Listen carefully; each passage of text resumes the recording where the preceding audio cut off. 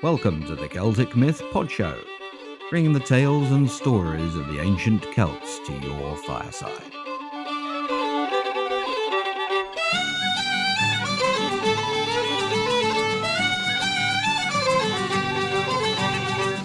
Episode 42, A Mother's Worry, A Mother's Pride.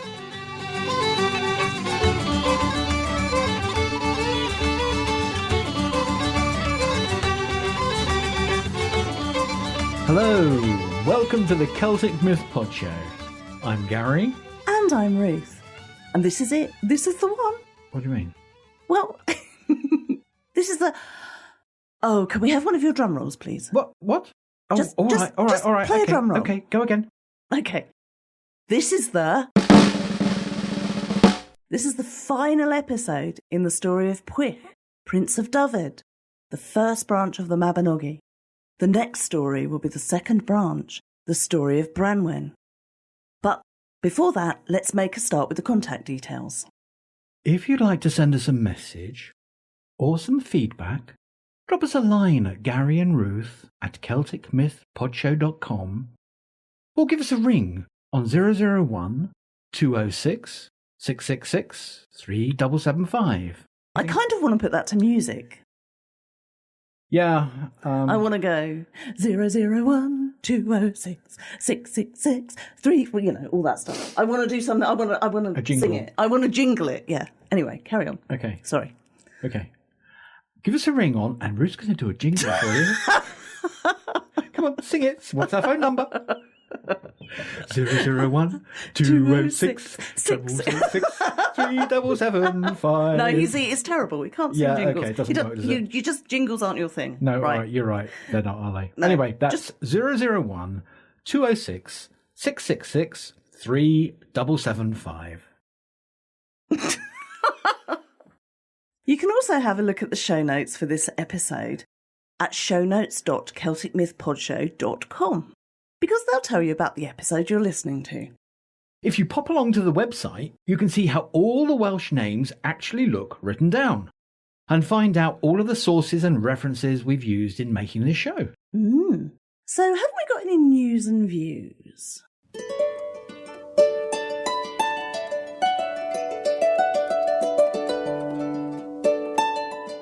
Yes, we have. Wonderful news, really.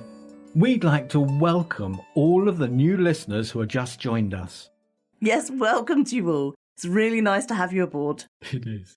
Do you know, I was thinking it might be worth quickly running through what it is we do and how they can best find their way around the show. Okay, that's a great idea. Shall I make a start? Yeah, go for it.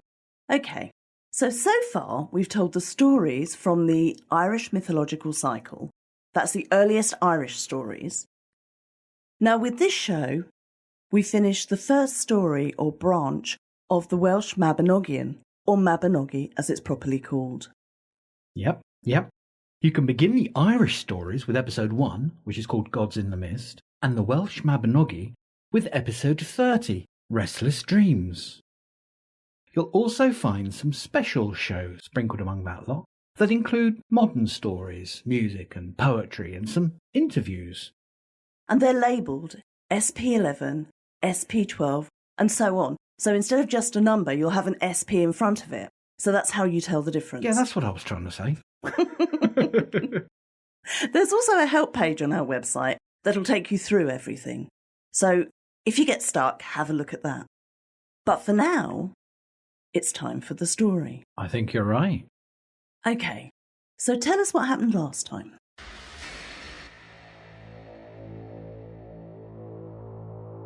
In our last episode, Teyrnon, Lord of the Raging Sea, has an encounter with some kind of monster and rescues a newly born colt from its clutches. Teyrnon spots a baby wrapped in silk and linens on the floor and ushers his men away before they see it, and then takes the child to his wife. They decide to raise the child as their own and name him Guri of the Golden Hair.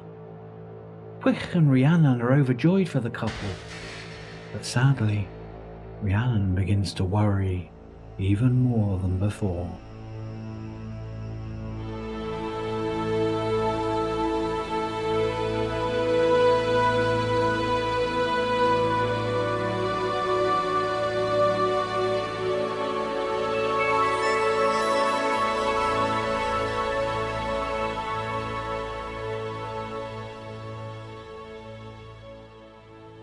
news of the wondrous birth of Gurria the Golden Hair reached the ears of Pwyll's court in Dyfed. He and Rhiannon were overjoyed and sent gifts to the prince's loyal old friend Teyrnon in congratulation. Rhiannon resumed her place at the mounting block once the daylight came round again, and the tidings of the new babe tempted her mind into racing faster and faster about the events on that night so many moons ago. She remembered with stark clarity the blood, the bones, and the fear on the faces of her ladies. What if, against all nature, against all reason, something unknown had slipped into her mind as she had become mortal? In losing so many of her memories, what if she had also lost some part of herself? A part that had kept her sane? What if she had lost her mind? And what if she really had eaten her own child? This creeping malady grew on her daily, and she became so wan and pale that her skin became almost translucent with the worry. Pwyll watched his wife with growing concern.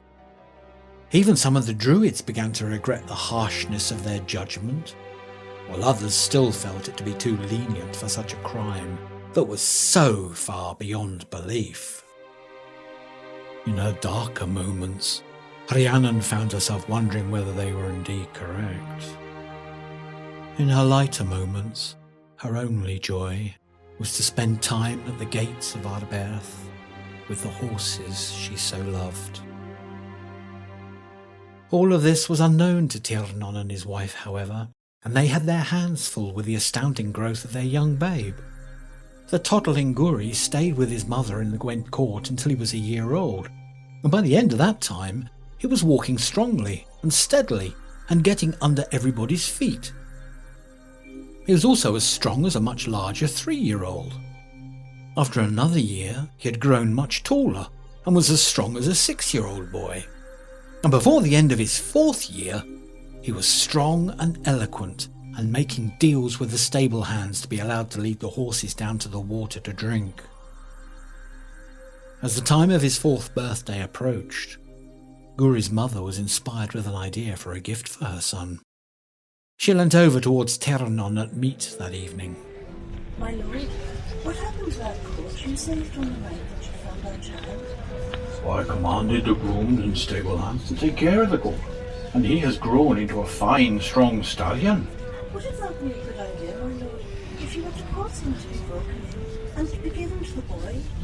He's at the age that children learn to ride, and it seems to me fitting that it was on the same night that you found Gurri that the colt was foaled. And indeed, you were the one who saved his life. You're right. I will not argue against you on this. It's a good idea. In fact, my love, I suggest that you gift him with the colt. May the gods bless you, my lord. It would give me great pleasure to give it to him. You would think it wonderful. And so, as the birthday celebrations unfurled, Gurri's mother had the horse brought before the young boy and given to him. He knew the stallion well, of course, and yet never in all of his young dreams had he expected to be the owner of one of the finest beasts in his father's stable. His mother went to each of the grooms, and all of those who tended the horses in turn, and commanded them to treat the horse with great care and love, so that he would be gently broken for the boy to ride. As soon as the grooms said that he could ride the horse, he was often seen astride the stallion in the paddocks, taking lessons with his little legs spread across the horse's broad back.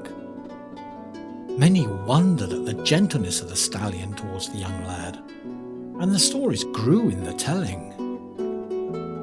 As his 5th birthday approached, Gurri was as tall and strong as a teenager, and handled the stallion, Kefelair, proudly and well, sitting high in the saddle. Teyrnon sat by the well, watching his son ride by and practicing his skills. He watched the concentration on the boy's noble brows, and a memory suddenly surfaced in his mind of another very, very similar face.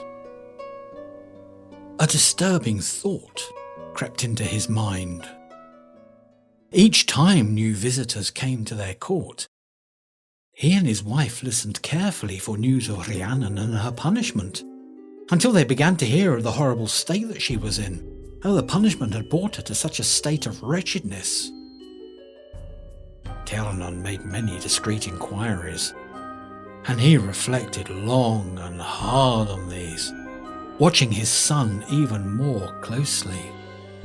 He began to realize that never had he seen a father and son so much alike as this boy and Pwyll, the Prince of Unknown. He had fought alongside Pwyll for many seasons and knew his likeness as he knew the back of his own hand. He became racked with guilt about how wrong it was to keep another man's son away from him, and to allow Rhiannon to suffer such indignities and such fears when the boy was safe and well in his care. That night, as he and his wife lay together in the privacy of his chamber, he spoke to her about his fears. Do know, it's not right for us to keep another man's son and heir. As a mother and noble woman yourself, think of the suffering that the poor Queen Rhiannon is going through. It is wrong for us to let her suffer when we can do something about it. You are right. Though it breaks my heart to say it, we should send the boy back to Pwyll. But look at the bright side, my lord. We shall get 3 things as a result of that. What on earth are you thinking about? Well, we shall receive the thanks and gratitude from Rhiannon for releasing her from her punishment, and also the thanks of the Prince of David for rearing the boy and restoring him. Thirdly, if the boy proves to be a considerate man, and from what we know of him that is likely, then he will be our foster son, and will always do his best for us and for Gwent. Oh, those are some sound reasons and some good thinking, my lady. So, we're decided, are we? We'll travel to Arbeth? Yes, my lord. Let's do it tomorrow. And we probably arrive in time for the celebrations of Callan Mai. So the very next day, Teyrnon, his son, and 2 other knights travelled to Arbeth. Guri sat tall on the back of Cefilair. The prancing golden steed and all who saw him marvelled at the sight. And before long they rode up to the gates of Arbeth, and they all saw Rhiannon sitting next to the mounting block. A great sadness crept over them as they drew nearer to her. She stood and said to them, "Noble chieftain, please wait there. You cannot continue into Arbeth like this. I will carry each of you up to the castle, for that is my punishment for slaying and eating my own son." O most fair lady, not for one moment let yourself believe that I will allow myself to be carried on your back. "Neither will I," declared the young boy stubbornly. In faith, we will not proceed in that fashion. So Rhiannon walked beside them to escort them into the castle, and there was great joy amongst the knights to see their old comrade Teyrnon once more. A great feast was being prepared, as Pwyll was expected back that evening from the furthest extents of Dyfed. And as the dusk settled over the hall, and the scent of the spring flowers strewn over the columns and in the hallways was filling the air, the spirit of Callan Mai began to lift them all, and the young boy felt excited by his presence in the noble assembly, excited that he was finally about to meet the Lord Pwyll, and also excited that his birthday was to be spent at the court of Arbeth. When they were told that they could enter, Teyrnon led the party into the great hall, and they all washed their hands and had their feet washed before approaching the top table. As he followed his father Teyrnon, Guri sneaked sidelong looks at their noble host as he relaxed in his throne next to the pale lady, Rhiannon. As they walked in, Pwyll stood, a broad smile spreading rapidly across his face, and his arms spread wide. He came round the top table and stepped off the dais to clasp Teyrnon warmly, leading them all up to the top table to sit with him and Rhiannon. He placed Teyrnon between Rhiannon and himself, and the 2 knights to his left side, with the young boy sitting between them. After meat, as the minstrels began to gently play, they spoke of tidings from Dyfed and from Gwent, and they sang many a drinking song from their old times together under the trees in the field. Eventually, however, Teyrnon began to tell the tale of the strange fate that had been befalling his prize mare each year at Beltane, and how he had rescued the colt, and more importantly, the discovery of the boy-child. He talked long about the life that the boy had had, and how he and his wife had reared the boy and taught him all the courtly arts and manners. And finally, he asked the boy to stand so that all could see him. He turned to Rhiannon then. My lady, this is your son? It cannot be. Whoever told these falsehoods about you did you great wrong. When we heard of your fate and your punishment, I was deeply saddened, and I grieve. We came here immediately to bring your long-lost child back to you. Here he stood, paused, and looked at each and every person in the great hall. He saw all of the colour drain from Rhiannon's beautiful face. Look at the child, and now look at our Lord. I cannot imagine that anyone in this noble host can doubt that this boy is the son of Pwyll, Prince of Annwn. I can hardly believe it. Before all the gods, I would be delivered of my worry if this is true. I see the truth of it, lady. And you have named your son well, for in our mother tongue we call worry Pryderi. So Pryderi, son of Pwyll and Annwn, suits him very well indeed. Perhaps his given name suits him better, Pendon. Tell me, noble guests, what is his name? We called him Guri Gwach Teyrnon, Guri of the golden hair. A fine name for a youth, but as a man the name Pryderi shall better fit his fate. Thus shall the Druid Council be well satisfied with the boy. I agree. It is most fitting that the boy's name be taken from the word his mother uttered when she first received the joyous news about him. Then so shall it be, my lords. Teyrnon, my noble friend and brother, may the gods reward you for looking after my child these long years, and for freeing his mother from her humiliation. It is fitting that as the boy is from a noble line, that he will repay you for your kindness. My lord, let us not forget that it was in truth my wife who nursed him, and there is no one in the whole world in as much pain as she at parting with him. Indeed, it would be well that he keep in mind what both I and my wife have done for him. Then I shall swear before the gods that while I live, I will support you in your holdings for as long as I am able to support my own. And when he has power and lands of his own, you'll be better suited to maintain them than I. Few noticed. Pendalan stepped forward slightly and nodded his head gently at Pwyll. But Pwyll did notice, and seemingly resigned to some unknown fate, turned once again to Teyrnon. If this counsel be pleasing to you, and to my court, then I shall decree that as you have reared him up until this time, my son shall now pass into the care of our chief druids. The boy will be his foster son for his continued proper education.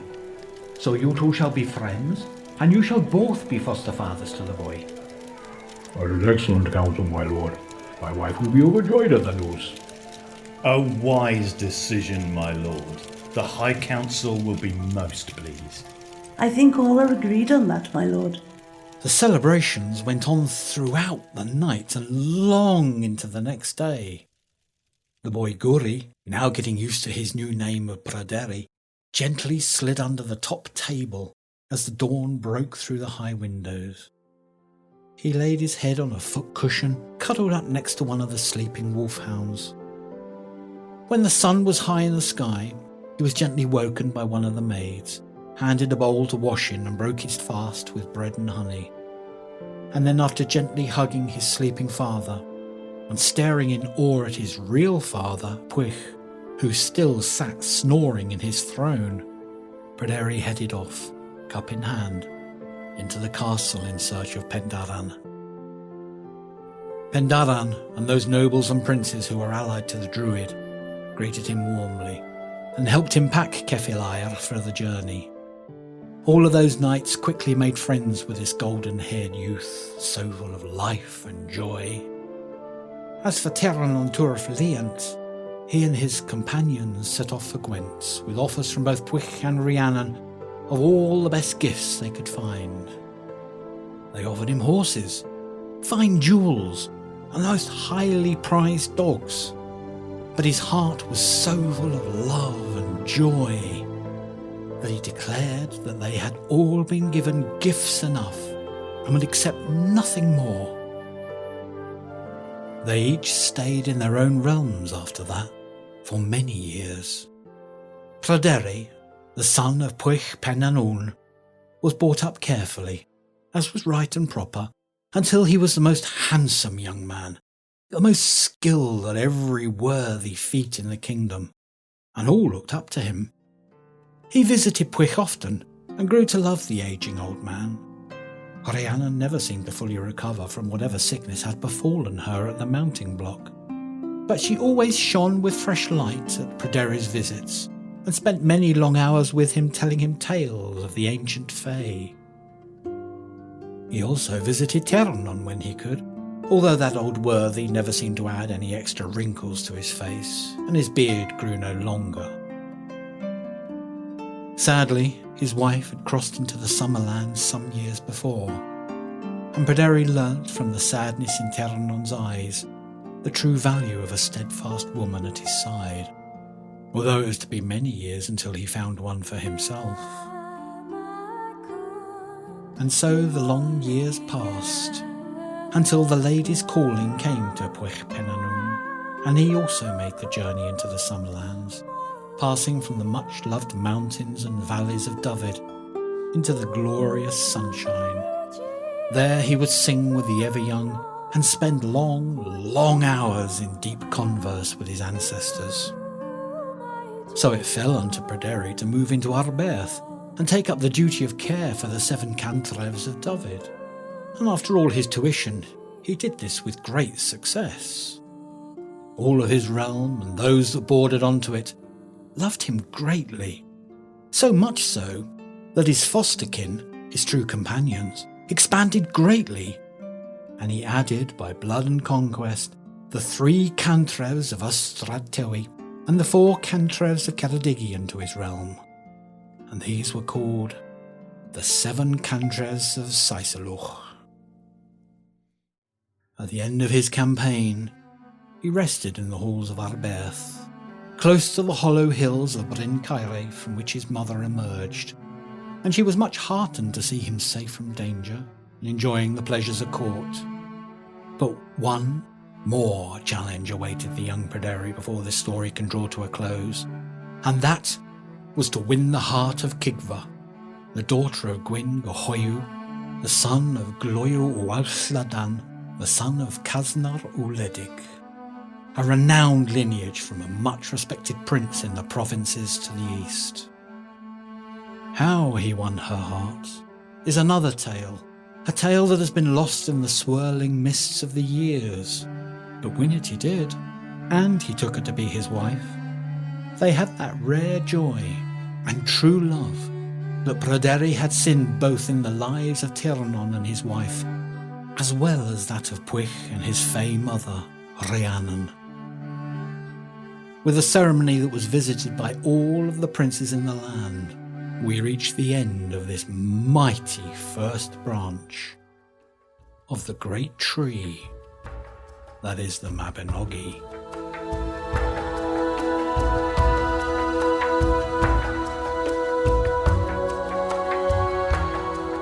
In our next episode, we begin a brand new story with the second branch of the Mabinogi.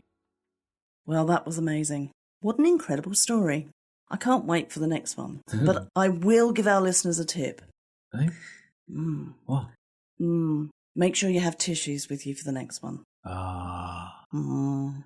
So, a great introduction to our next story episode. Mm-hmm. So in this show, tell me, you got any listener feedback? Actually, yes, we do. We had a fantastic email from Marco in New Mexico. He says, I discovered your show a few months ago. While I'm not Gaelic, to the best of my knowledge, I find the tales, and especially your retelling, fascinating. I finished the invasion stories and have found a common theme among all the episodes. Drink. Beer and mead. Have you done any episodes on drinks in the past? I think that would be a great show. I brew at home, and I would love to try my hand at an old recipe. So it'd be neat if the community could find something. Just a thought. Thank you. Thank you so much, Marco. And I think you're right. There are so many references to how important Celtic hospitality is within the tales, and they all involve food and drink in one form or another. The same could be said for today. Food and drink is very much involved in Celtic hospitality. That's the centre, isn't it? It is. Thank you, Marco. And no, we haven't done a show specifically on Celtic drink yet, but it's a good idea. I know that you wrote a post on Facebook just recently about how important beer was to the Celts. I don't think there was a recipe given there, was there? No, there wasn't. But I have seen several attempts at reconstruction by both the brewing and the archaeological communities, and a show, or at least a blog about these recipes, could be fascinating. Let me do some research, Marco, and see what I can find, and maybe we can find a recipe for you. That'd be brilliant. Let's see what the future holds. And why not raise a glass to our ancestors next time you make a brew, Marco? Many thanks again. So before we play our piece of music to wind the show down to a close, have you got a promo for us? I have. There's a really fascinating podcast called The Cups Podcast, which covers all sorts of pagan topics, interviews and lectures by some well-known speakers. Sounds interesting. Let's have a listen. Now, while the host for your program has stepped away for a moment, I'd like to tell you about the Cups Podcast, which is produced by the Covenant of Unitarian Universalist Pagans. It comes out once or twice a month and features interviews, lectures, and sermons from all over North America and occasionally from across the pond. Since the beginning of 2010, we've featured speakers like Margot Adler, Michael York, Phaedra Bonowitz, as well as the finalists of our first ever Pagan Sermon Contest. If you'd like to check this out, just go over to iTunes and type in CUPS, that's C-U-U-P-S, into the search bar, and it'll show you a link to subscribe to the podcast. Or you can download it directly from the podcast website, which is at cups.libsyn.com. Either way will get you access to the program that we hope you'll enjoy.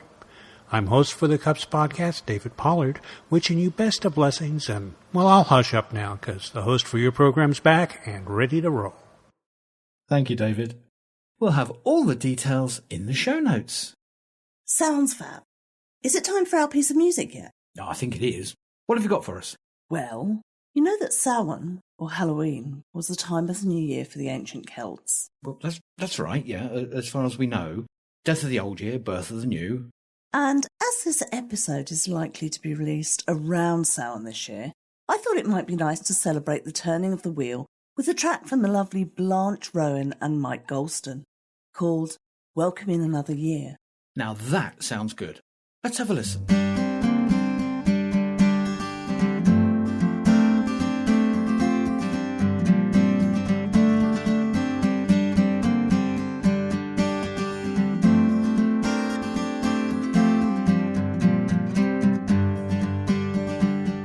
Build up the bonfire, now the season's turn. Welcome in another year and let the old one burn. Build up the bonfire, light the candles bright. All the hungry spirits will be coming by tonight.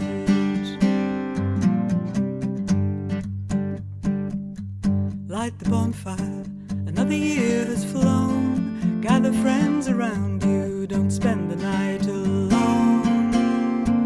Sweep out the courtyard to greet the coming year. Lay a handsome table, your visitors are here. Build up the bonfire, now the season's turn. Welcome in another year and let the the candles bright. All the hungry spirits will be coming by tonight.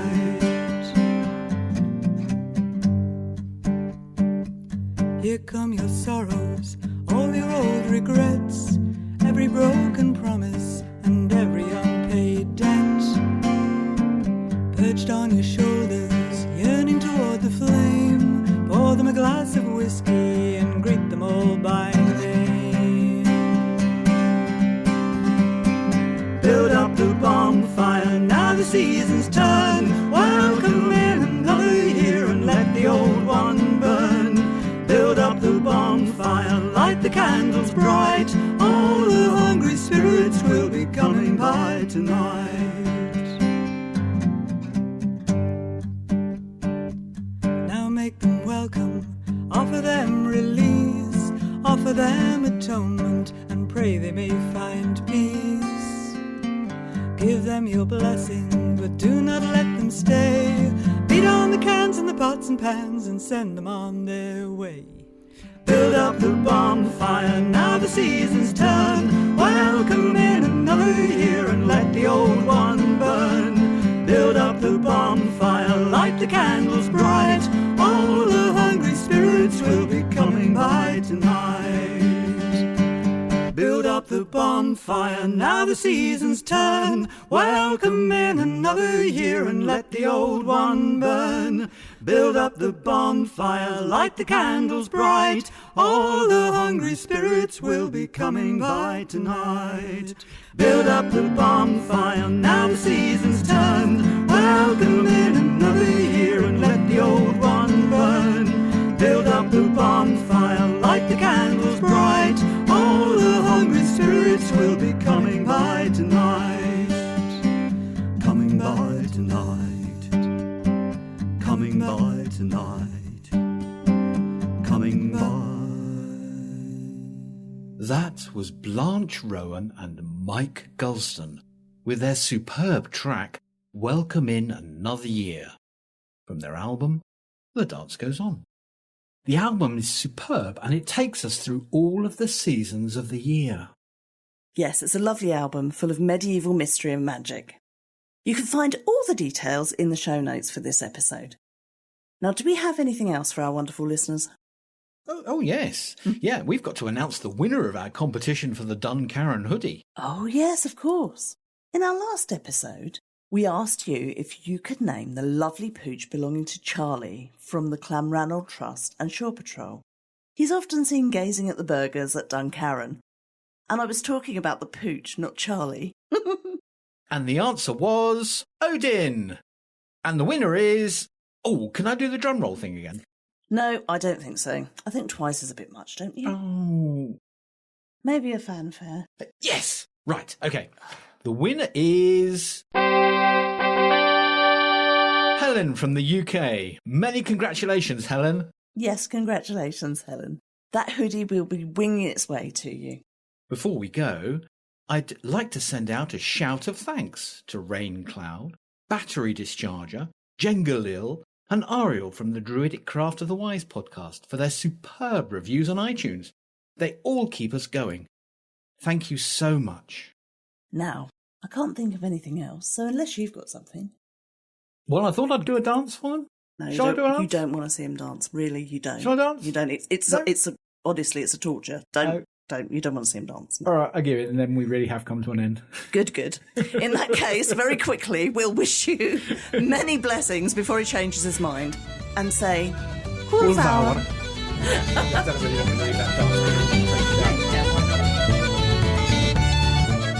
You've been listening to the Celtic Myth Pod Show, available from CelticMythPodShow.com. We hope you've enjoyed the show and will stay tuned for the next episode.